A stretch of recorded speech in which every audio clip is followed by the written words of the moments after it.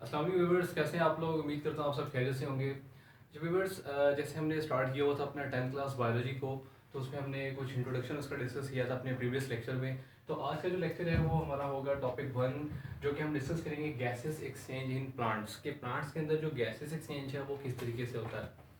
अच्छा, यहाँ पर दो तीन हम पॉइंट्स हैं बहुत मेन जो हमने याद रखने हैं, और उन्हीं को हमने आगे जो है वो लेकर फर्दर जो गैसेस एक्सचेंज है प्लांट्स के अंदर उसको हम डिस्कस करेंगे।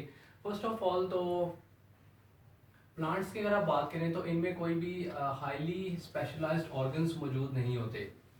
हाईली स्पेशलाइज्ड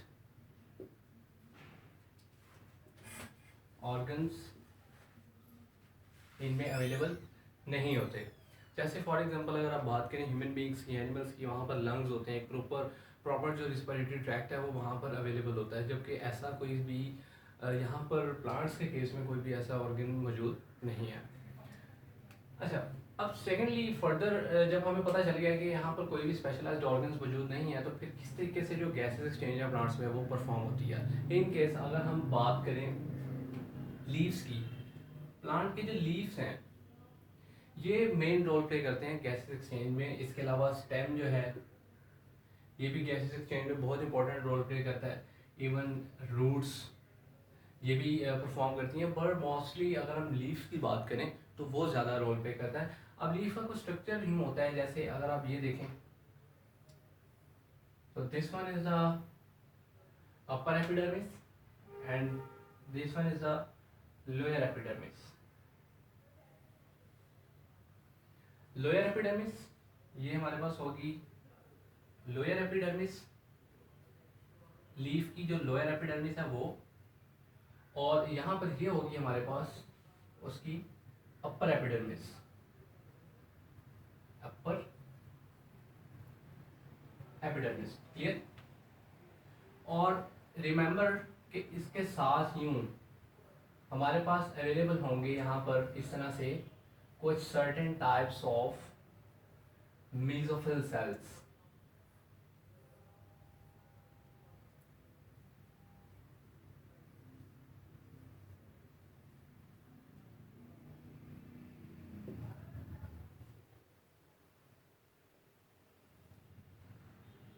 और यहाँ पर हमारे पास ना अवेलेबल होते हैं गॉड सेल्स इस तरह से।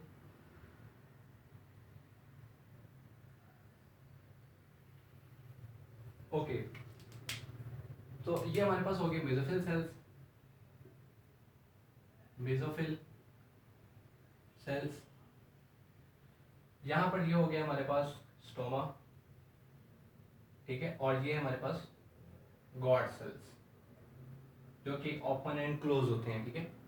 इसके अलावा अगर आप यहाँ पे देखें तो यहाँ पर एक लेयर होती है छोटी सी इस तरह से, जिसको हम लेयर बोलते हैं। ये क्या है? Cuticle, clear. तो ये एक मैंने स्ट्रक्चर सा बना दिया आपके सामने लीफ का, जिसमें एक अपर एपिडर्मिस मैंने शो कर दी, लोअर एपिडर्मिस मैंने शो कर दी, इंटरनल स्ट्रक्चर जो है जिसमें मेसोफिल सेल्स अरेंज हैं, स्टोमा मौजूद है, गॉड सेल्स मौजूद हैं और क्यूटिकल मौजूद है। अब सबसे पहले अगर आप देखें लीव्स के अंदर हमारे पास होता है स्टोमेटा, जिसके थ्रू गैसेस एक्सचेंज होती है कि air in and out move करती है।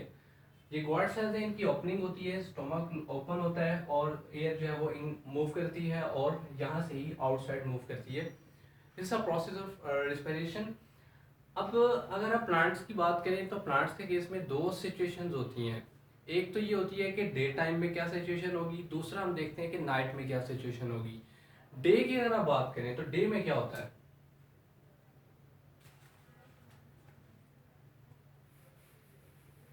रिमेंबर मैंने इरेज किया यहाँ पर, ये लोअर एपिडर्मिस, ओके।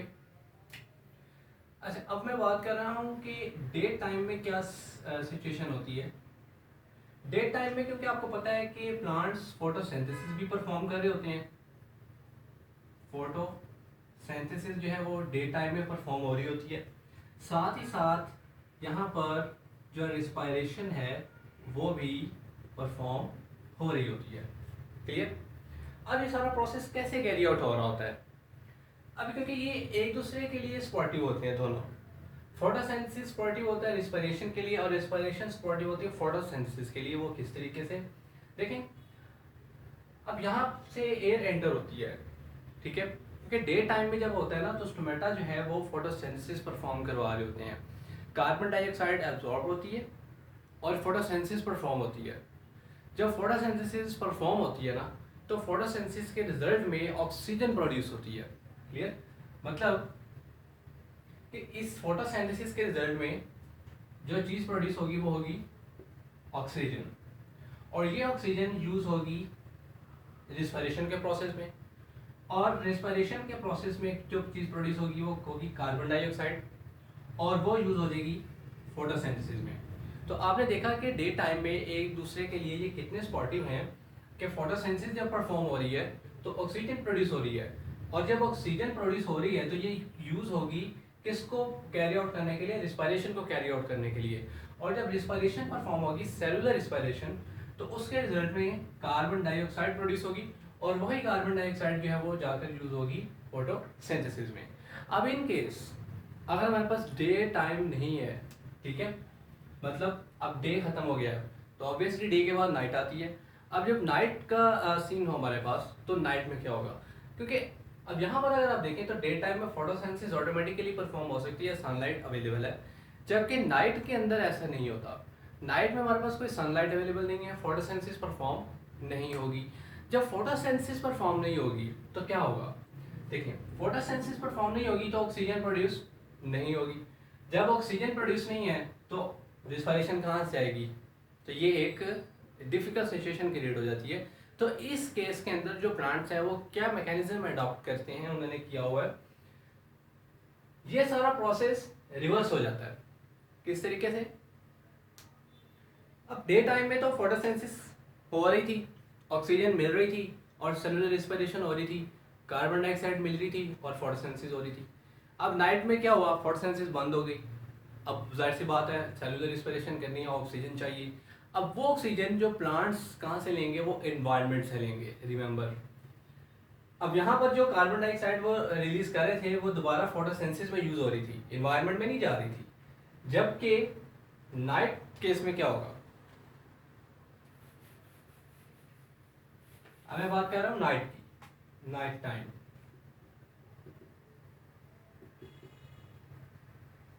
नाइट में क्या होगा, नाइट में ये होगा कि photosynthesis is not available, photosynthesis available नहीं है।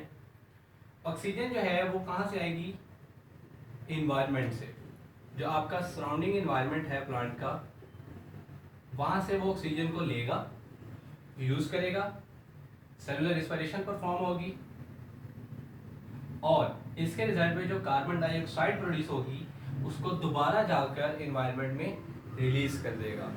तो ये देखा आपने कि रिवर्स हो जाता है प्रोसेस, के डे टाइम के अंदर जब दोनों प्रोसेस जो थे फोटोसिंथेसिस और रिस्पिरेशन एक दूसरे के लिए सपोर्टिव थे, कि ऑक्सीजन प्रोड्यूस हो रही थी रिस्पिरेशन के थ्रू, वो हमारे पास कार्बन डाइऑक्साइड प्रोड्यूस हो रही थी, वो जाके फोटोसिंथेसिस में यूज हो रही थी, और फोटोसिंथेसिस में जो ऑक्सीजन प्रोड्यूस हो रही थी वो रिस्पिरेशन में आकर यूज हो रही थी। जबकि यहाँ पर सारा सिनेरियो चेंज हो गया कि अब फोटोसिंथेसिस नहीं है, ऑक्सीजन आ रही है एनवायरनमेंट से, रिस्पिरेशन परफॉर्म के बाद कार्बन डाइऑक्साइड प्रोड्यूस हो रही है, और वो कार्बन डाइऑक्साइड दोबारा ऐड हो रही है जाकर एनवायरनमेंट में। तो यहाँ पर क्या होता है कि फिर प्लांट्स जो हैं वो कार्बन डाइऑक्साइड को ऐड करना शुरू कर देते हैं, किसमें, एनवायरनमेंट में, इन नाइट टाइम। जबकि डे टाइम में वो कार्बन डाइऑक्साइड को एनवायरनमेंट से ले रहे होते हैं और ऑक्सीजन एनवायरनमेंट को दे रहे होते हैं। ये एक हमारे पास इस तरह का सिनेरियो होता है during day time and night time. इसके अलावा कुछ और भी केसेस होते हैं जिसके थ्रू हमारा ये प्रोसेस परफॉर्म हो सकता है। जैसे अगर आप बात करें, कुछ लेंटिसल्स होते हैं। लेंटिसल्स एक्चुअली ओल्ड स्टेम या रूट्स जो हैं उनमें क्लियर होती है बार्क की, कुछ ब्लैक मैटर होता है, उसके थ्रू जो है लेंटिसल्स जो हैं उनके थ्रू भी जो है वो ये गैसेस एक्सचेंज जो है ये परफॉर्म होती है।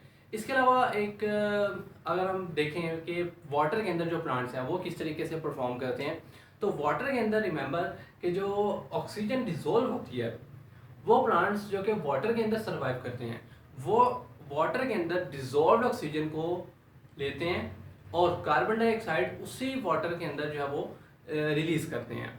ठीक है, तो ये उनका गैसेस एक्सचेंज का जो प्रोसेस है ये वहाँ पर होता है।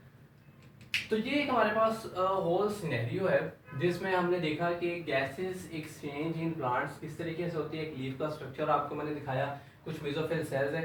ये मेसोफिल सेल्स डे टाइम में फोटोसिंथेसिस का काम करते हैं, क्लियर। और जो गैसेस एक्सचेंज है वो स्टोमेटा के थ्रू होता है, क्लियर। ये गॉड सेल्स, इनकी ओपनिंग होती है, air in and out move करती है। तो ये हमारे पास एक गैसेस एक्सचेंज इन प्लांट्स। अच्छा, सेकेंडली हमारा जो टॉपिक होगा वो होगा गैसेस एक्सचेंज इन ह्यूमंस के ऊपर। तो रिमेंबर कि ये आपको टॉपिक अब जो है वो सीक्वेंस में मिलेंगे, लेक्चर्स 1 2 3 4 एंड 5, देन ऑनवर्ड हम मूव करते रहेंगे। अच्छा, और दूसरा बात ये है कि हमारे चैनल को सब्सक्राइब लाजमी करें, क्योंकि आपको ये लेक्चर सीक्वेंस में तभी मिल सकते हैं जब आप हमारे चैनल पे सब्सक्राइबर होंगे और आपने बेल आइकन के बटन को क्लिक किया होगा। तो ये लाजमी करें ताकि हमारी हर न्यू अपडेट जो है वो आप तक इजीली पहुंच सके। ओके, अल्लाह हाफिज़, थैंक यू सो मच।